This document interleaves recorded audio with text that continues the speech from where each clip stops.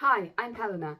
So I'm so sorry that I haven't been here last week other than this Easter short.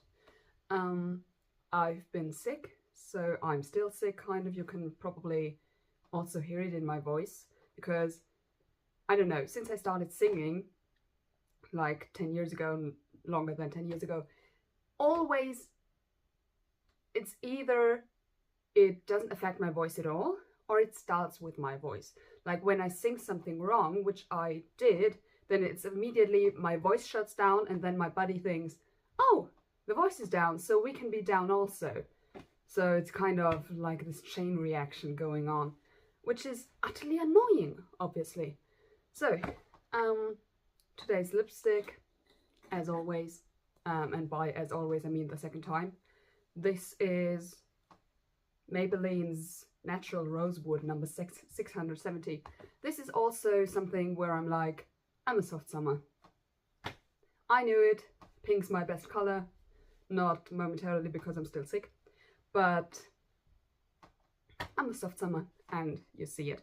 It's much better than like this overbearing dark red of last week. But we're gonna start off with my first Wagnerian opera, still opera. We will get to that like split between him being in exile and after, when he didn't want to use that word anymore. But now for the next 3 weeks, and by 3 weeks I mean today, tomorrow and next week, because this was obviously supposed to be last week, it's gonna just be opera. So the first one we're gonna start off with is The Flying Dutchman. The Flying Dutchman is the first opera that I have ever seen by Wagner, and here comes a little story time.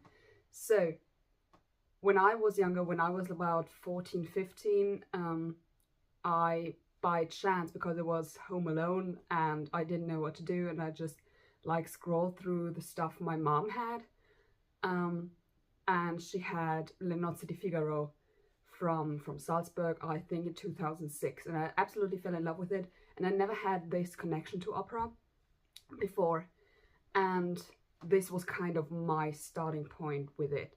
And then when I was 18, obviously I ended school, which is very different to like the English school system. We don't have a high school. I was in gymnasium. So when I ended school, my dad was like, I'm gonna give her something, and someone in his club said, oh, I'm going to Bayreuth this year, but I cannot attend the Flying Dutchman, so I would have these 2 cards, 2 tickets available for anyone who wants that. And my dad thought, oh, she likes opera, Mozart is opera, so Wagner's also opera. And by the way, comparing Mozart and Wagner is the same like comparing a Louboutin to Converse. And I say Converse as the better shoe because Converse is my thing. Louboutin may be pretty, but it's Converse.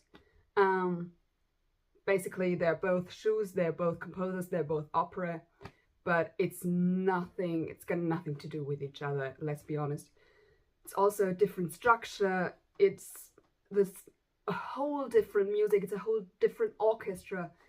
You need to be a very specific voice for singing Wagner, and so on. So basically, my dad thought she likes Mozart, she likes opera, she likes Wagner. So he kind of sent me and my mom there. And this was my first time ever hearing Wagner in Bayreuth, which is kind of insane. It would be like having, I don't know, having something very American. Being a football player and first thing you're gonna play is the Super Bowl. I hope this is an adequate example, by the way. So this was my first time seeing Wagner, and it was this opera specifically, The Flying Dutchman, of which I'm very proud, because at this time he was still, and I'm gonna be very careful saying it, he was still very, very clear. I can just beg you that you, after you watch this video, or while you watch this video now, I don't know, that you look up the overture for The Flying Dutchman. because you will know what I mean by that when I say he's very clear. Because obviously the Flying Dutchman is, can we say he's a pirate? We don't really know much about him. He's something like a pirate. And you hear it. You hear it very distinctly. You hear the waves, you hear the storm, you hear so much in his music, just through music, just without any special effects and something. But you just hear it. And this was the first time also while I heard Wagner. So I didn't have any connection with him whatsoever before that. And I sat in there, it was so cramped, it's so tiny, because obviously 19th century people, they were very compact. I'm not. And I was very cramped in there, and I was like, why am I doing this? I don't fit here. And then it started, and I was so in love with this, because it's basically, it's film music. It's basically film music. All the film music you hear today is based on Wagner and Wagner's principles. So you basically heard Wagner every day. As long as you've watched a movie, you've heard Wagner in one way or another. And I didn't know that, because I always had the impression of Wagner being very heavy, very, I don't know, can I say very German, almost?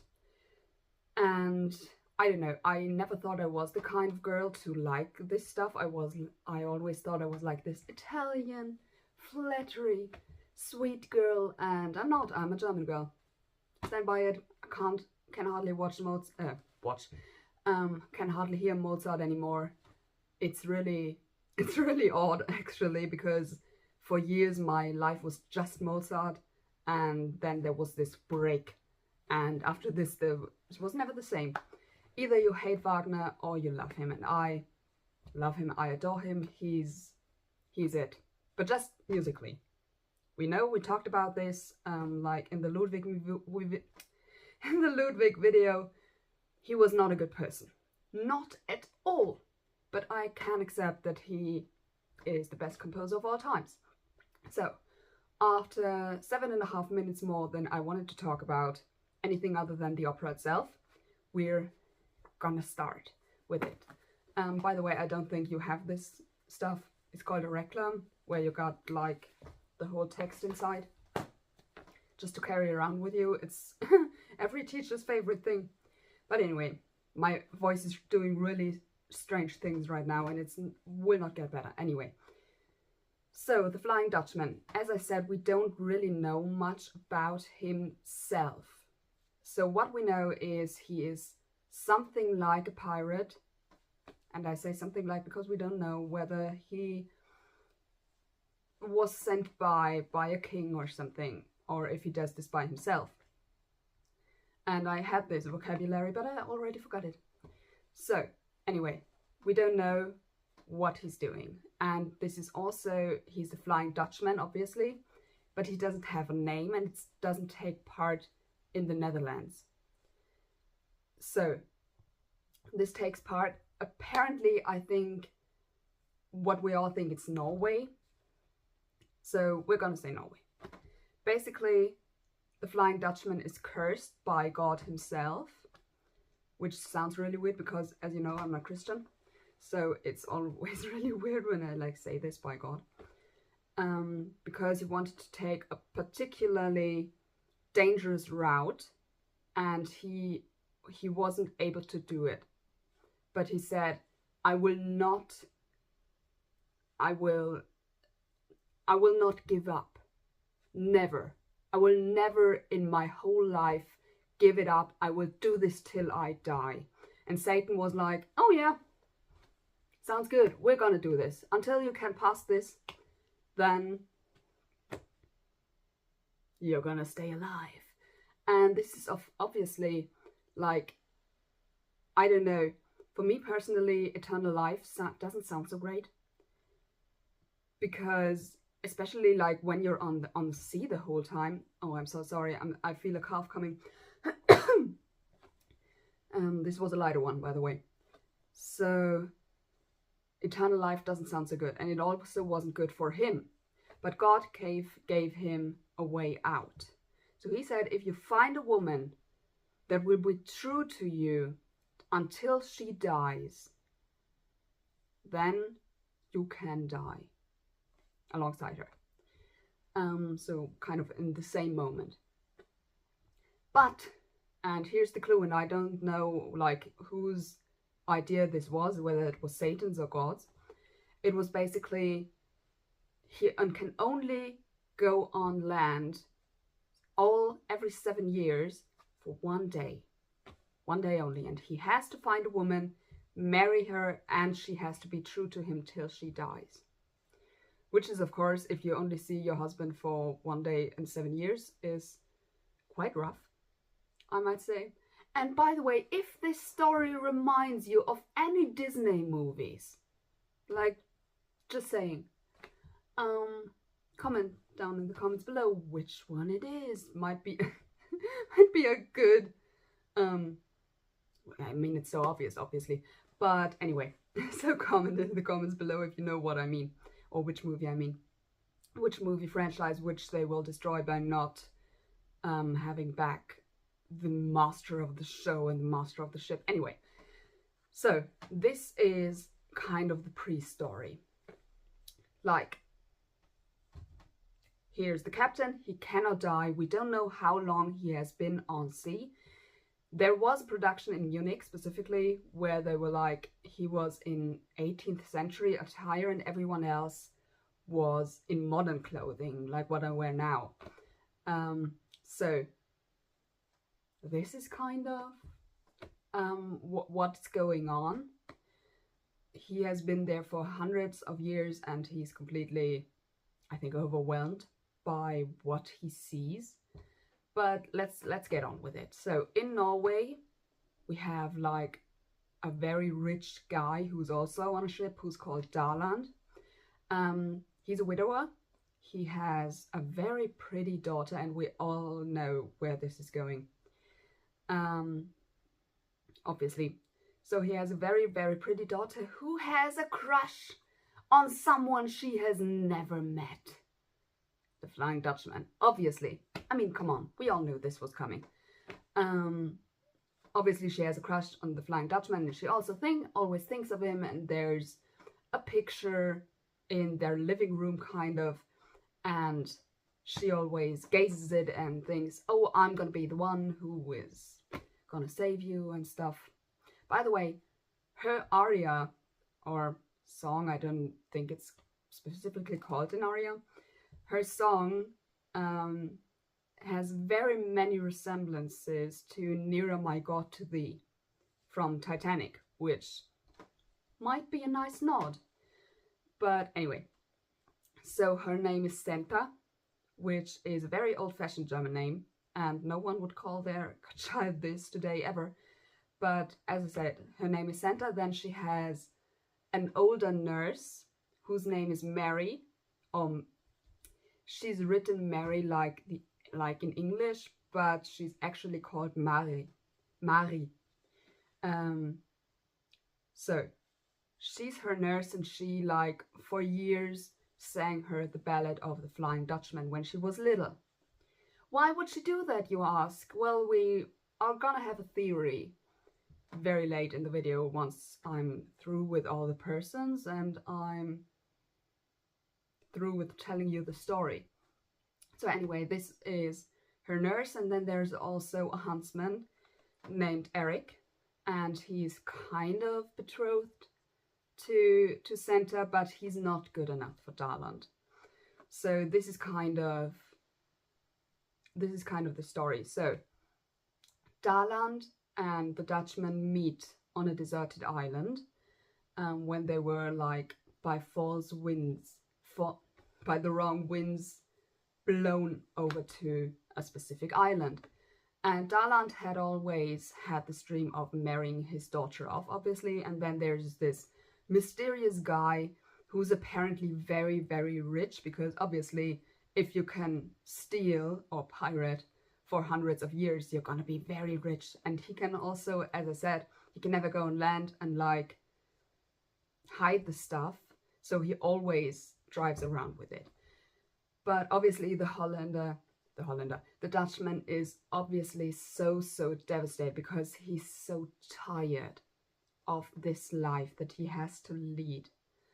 And he's just done with it. And he speaks about the suicide he tried. He speaks about how he tried to be killed by other people, but no one would kill him because he's cursed. And he's done for good, and he's ready to give up everything he has just for the opportunity to die. And so he and Darland meets, and obviously, if you only have one day, the conversation is going to be, "Hi, I'm rich. Do you have a daughter?" "Oh yes, I have a daughter. She's marriageable." "You are rich? So, I would like this and this price." "Oh, you can have everything for just one night at your house." "Wow, great. We're gonna do it. I'm gonna take you with me to my city, and then you can meet my daughter and marry her if you like her." That's a great dad, by the way. This is the 19th century dads that we all do not want to hear about. So, just think of him. He literally knows this guy for 5 minutes and says, "You're gonna get my daughter. This is it." Just saying. Does not win Father of the Year. Maybe he would in 19th century, because at least he's rich. So, this was kind of the first act, and I say the first act because it's usually played through. There's no pause whatsoever. It's 2.5 hours and they play through. So this is the longest period of time, other than the Rheingold, which is the same thing. It's 2.5 hours, it's played through. You're gonna sit. So, Flying Dutchman, as I said, they're on their way to the city in Norway, or the village in Norway. And so, second scene. This is the first time, obviously, we see Senta and also all the other women who are like, "Oh, my husband's on sea, so I have to do something good for him." I think it's like making clothes or something. In the original, I have never seen this, like them making clothes on stage. This might be because, obviously, I'm in Europe, so productions are much more extreme in Europe. So if you go to like the Metropolitan Opera, you're gonna probably see them make clothes. This is not something you're gonna see here. I think in Munich it originally says they say spinning. So what they did was have spinning wheels, but like the sporty kind on stage, and they were like spinning. So this was kind of the modern version. So basically everyone in Munich is getting in shape. Everyone in the original is making clothes, but Senta, because she is always entranced by her picture and she wants to be it. And so her nurse Mary, she's like, "Girl, you gotta work. You may not have a husband today, but there will be one in the future. You have to get on with this girl." And Senta's like, no. Why don't you sing me a ballad?" And Mary, very suspiciously says, "No, not today. Not today." Every 7 years, out of 365 days, she claims this is the day. She cannot sing it. She will not sing it. She sings it all the time. This is the day she does not. Just think of that. And this is actually, this is gonna come up in the theory later, because normally this doesn't get talked about. It's just, she's not gonna sing it today, so Senta sings it. And she sings it very traditionally, like the first 3 verses, I think it is. And then she sings, "No, it's gonna be me. I'm gonna be your angel. I'm gonna be it. I'm gonna be true till you die. And I'm gonna be your savior." Which is of course weird because she's a teenager and it's a myth, and it's just weird because she's never met him. So her kind of fiance, her betrothed, Eric, comes in and says, "Oh, Senta, what are you saying? What are you singing?" And she's like, "Oh, yeah, maybe, well, I maybe shouldn't have. I was like played by my emotions. And I'm so sorry, I'm just a stupid child, I don't know what I sing. Literally what she says. Stupid child, I don't know what I sing. But unfortunately he like makes the huge mistake of saying, I was just out in the woods, I had a dream that your father was gonna come back. By the way, at this point everyone knows that they're coming back because someone saw him, and everyone left but Eric and Santa. And Eric says, you know, I had this dream of your dad coming back. And she's like, yeah, I know, he's coming. Please let me through. I want to go to my dad. He's going to be so disappointed if I'm not at the pier. And he says, no. I had this dream that he was coming, but not alone, that he had this dark, pale guy with him, kind of a Severus Snape type, that he has this dark grey type with him, dark pale type with him, and that you were running to him and you were like hugging him and you were going away with him forever. And she's like, yes, what? And really? Wow, great, wonderful. And he's like, what? I didn't tell you that you would like this. This is so upsetting. And she was like, yeah, this is a dream. It's so believable. I don't know. I always like Mary better. Anyway, so he's like so freaked out and leaves, and Santa is like, yeah, baby, I'm gonna be the Dutchman's wife. It's something like that. Obviously not something like that because she can sing and I can momentarily, obviously. So she's like going all off about, I'm gonna be the Dutchman's wife, and kind of like in these anxiety videos, music videos, there's like the Dutchman coming in behind her and she's like turning and turning, and then she suddenly sees him and she's like, she's completely, I don't know, stunned by him being there. And then comes the most funny scene in the whole opera, which is so comedic, and you rarely have this at all in Wagner.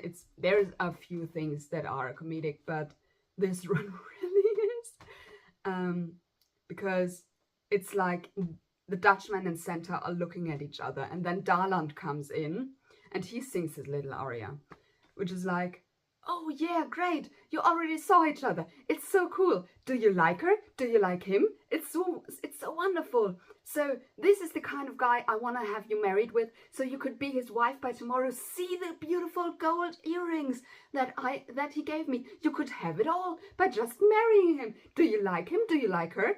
And this is this is so absurd because they don't react at all, and she doesn't notice at all. They're just standing there, like in the Bayreuth version, the version that I saw first. They're like standing on these piles of cartons, and Darland is just running between them, and they're not noticing him at all. They're just looking at each other, just looking each other in the eyes, and he does not notice at all. And then at one point he's like, oh, I think I'm interrupting something here, maybe I should go. And he leaves, and you think, oh yeah, good, now we can start with the love scene. Okay. And then Darlan comes back and he's like, yeah, it's gonna work, you're gonna be his wife, you're gonna be her husband, it's wow, great, wonderful. And then he finally leaves, and I'm so sorry. It's really horrible laughing like at your own jokes, unless this is like not a joke, but it's really absurd if you listen to it. It's just so fun. And then the real love duet begins, kind of, and they're like, oh, it's you, and oh, it's me, and I cannot translate like this whole thing into English, obviously. It's not that long, obviously. Like something in Tristan and Isolde, which we'll have in, considering this is already the second week, 2 weeks. Tristan and Isolde has one of the longest love duets in musical theatre history, which is 40 minutes long. 40! So the next time you're in like a really boring lesson, you just go through this in your mind, and then you only have 5 minutes left, which is great. So, as I said, they're having this moment, and he does not tell her who he is, and she knows exactly who he is, and yeah, that's like basically it. And obviously, in the Bayreuth version, they kiss, and in this moment, the father comes in, because it's always that moment, and it's still a comedic. He's a comedy guy. Come on. First like this. Oh, I have a daughter. You have gold. You'll get my daughter. I'll get the gold. And then this. Oh, he loves him. He loves him. He loves her. And now this. So he's really a comedy guy. And this is basically the second scene. And if you think this is not much what's actually happening, then wait till we have Tristan and Isolde. Because Tristan and Isolde is not much in the opera. Not at all. There's a huge pre-story, and there's not much going on in... Did they say opera? No, in the piece. So, basically... Then there comes this huge chorus line, which is really one of the most known about things in the Flying Dutchman. It's probably the one most known thing, because it's called Steuermann, lass die Wacht. It's kind of... I don't know what Steuermann is. So anyway, he's kind of the leader of the ship, and he's always... Of Darlan's ship, by the way. And he's always like watching out, and the other people around them say, hey, come on, stop watching, just party with us. And then later they see the other ship, the Dutchman's ship, and say, hey, there's the ship, but there doesn't seem anyone to be on board. And to scare their wives, who are also coming down from the hill, kind of, they say, oh, this is the Flying Dutchman ship, that's why there's no one there. And they're like, no, we can't say it. This is, you're scaring us, we're leaving, this is not something for us. But they still invite, like, the unseen crew of the other ship. And obviously it goes bad, because it's actually the crew of the Flying Dutchman who would have known. So... This is kind of that scene, which was very, very greatly orchestrated in Bayreuth, as I said.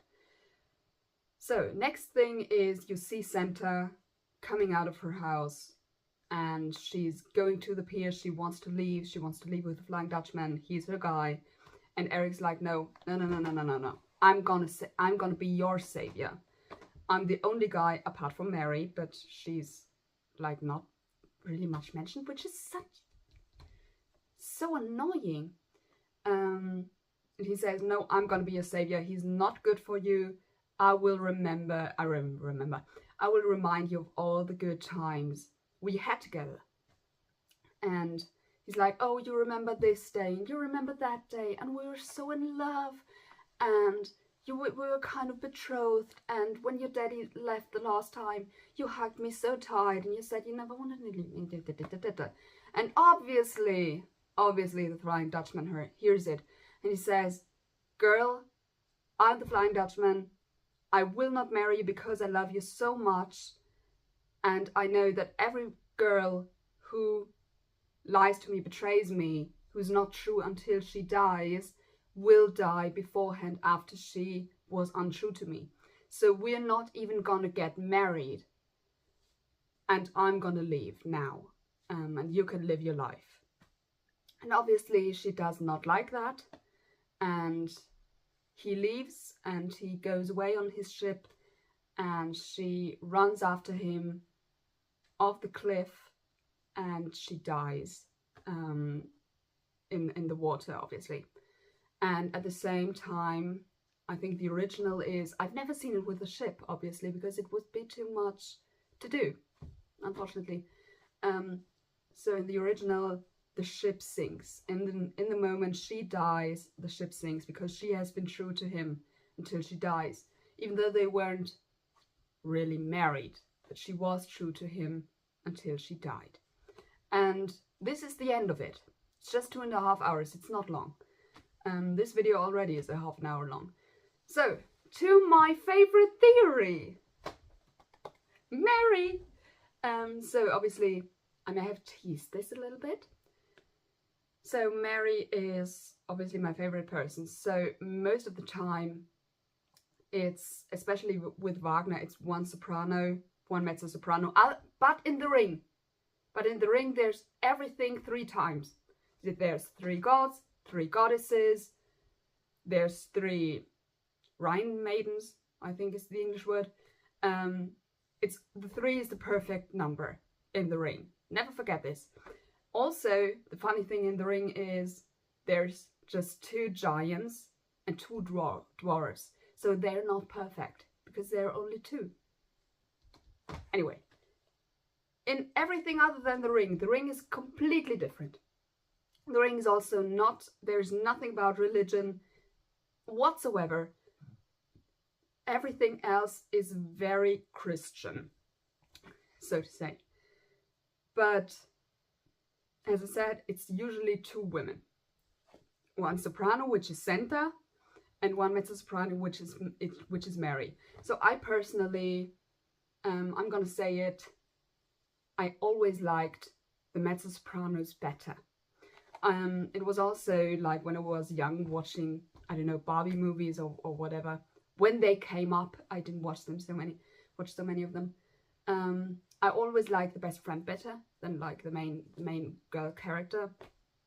So this is what's going through with most of what's going on here. So there is this theory that they had in Bayreuth, especially as I said, that Mary says, I'm always going to sing this ballad, I'm not going to sing it today. Very particular, as I said, 7 years, 365 days a year, why doesn't she sing it at this particular day? And they say it's because she knows him. It's because she knows him, and maybe there was something, maybe she was already married.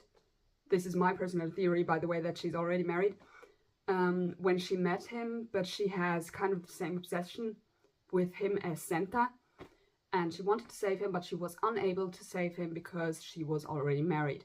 But she knows, due to having met him already, that this is the day where he will be able to walk on land.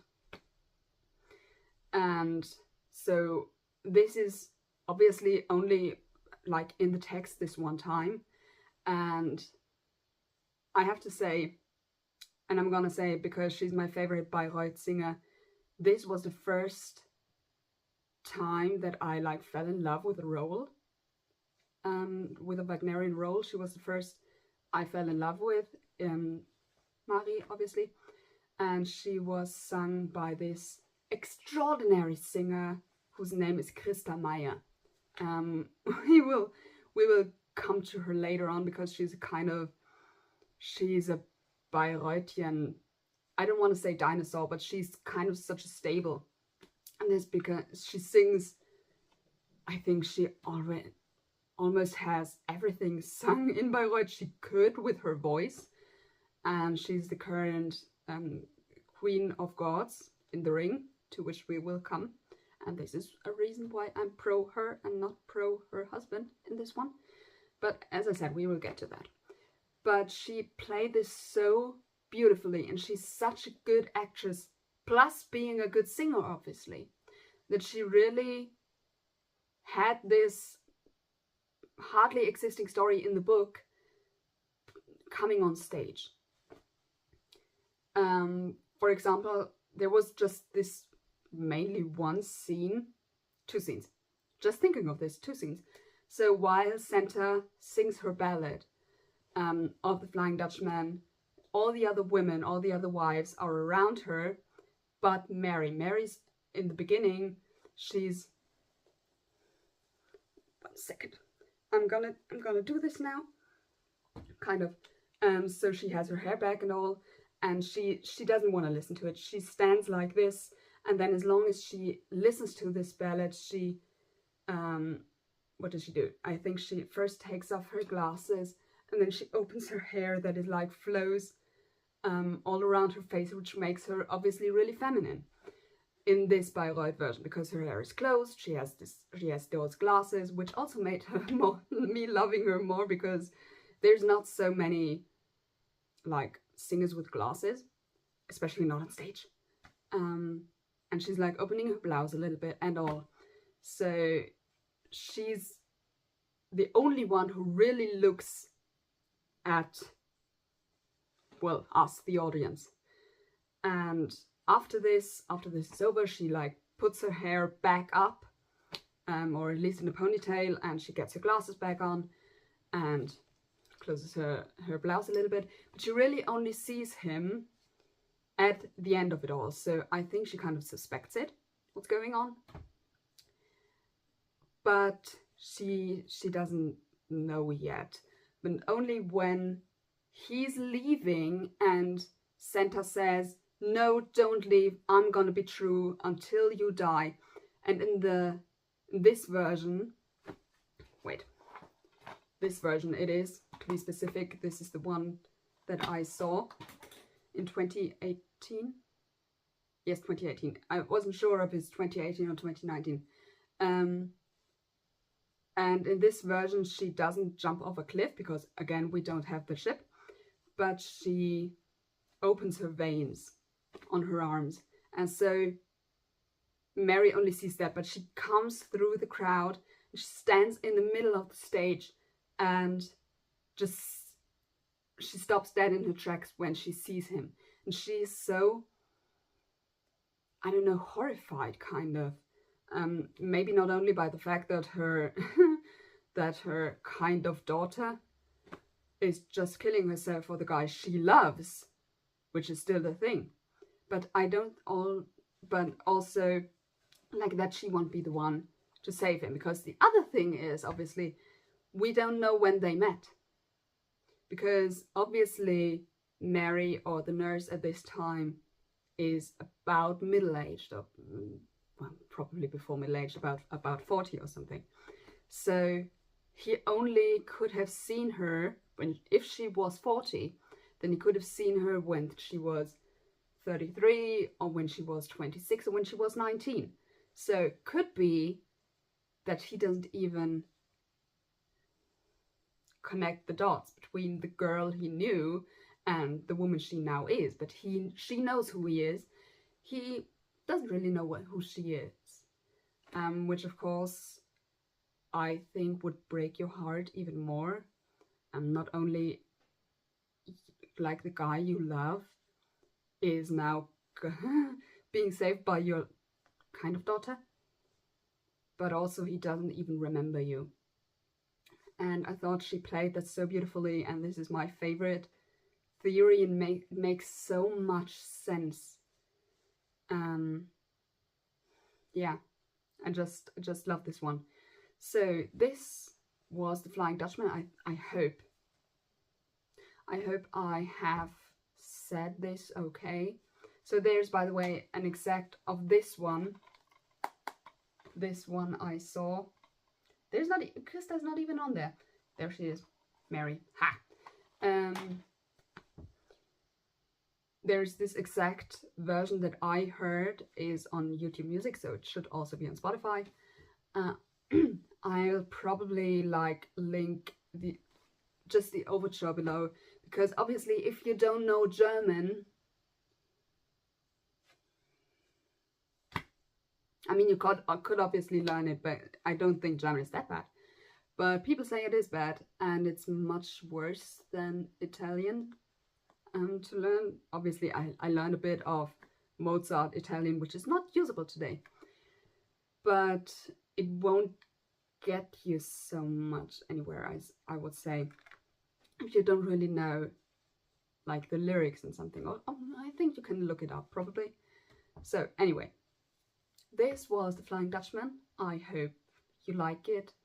I hope you may listen to it, maybe.